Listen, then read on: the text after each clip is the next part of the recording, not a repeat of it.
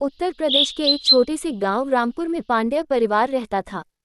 परिवार के मुखिया थे हरिनारायण पांड्य, एक सादे लेकिन सिद्धांतों वाले किसान। उनके दो बेटे थे, मोहन और गोविंद। दोनों पढ़े लिखे थे, लेकिन सोच में जमीन आसमान का फर्क था। मोहन, बड़ा बेटा, शहर में नौकरी करता था और हर महीने कुछ पैसे घर भेजता था। गोविंद गांव में ही रहकर खेती किसानी में पिता का हाथ बटाता था।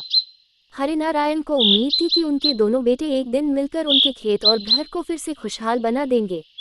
पर असली कहानी तब शुरू हुई जब मोहन ने शहर से आकर कहा, बाबूजी, अब ये सब पुरानी बातें हैं। गांव में क्या रखा है, जमीन बेच देते हैं और शहर में एक फ्लैट खरीद लेते हैं। हरिनारायण हक्के बक्के रह गए। उनके लिए वो जमीन सिर्फ मिट्टी नहीं थी, बल्कि पीढ़ियों की मेहनत, यादें और पहचान थी। गोविंद का भी खून खौल गया। उसने कहा, भैया, आप तो साल में 2 बार आते हैं और अब इस घर को ही बेचने की बात कर रहे हैं। मोहन बोला, भावनाओं से पेट नहीं भरता गोविंद।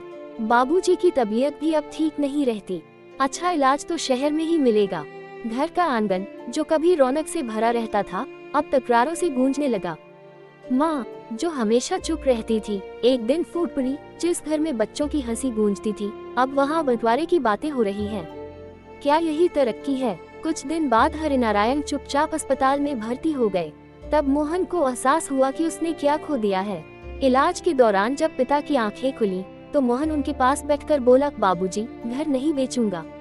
आप जहाँ कहेंगे वहीं रहूंगा। धीरे धीरे रिश्तों की दरारें भरने लगी। मोहन ने शहर और गांव के बीच संतुलन बनाना सीखा और गोविंद को भी नए तरीके की खेती सिखाई।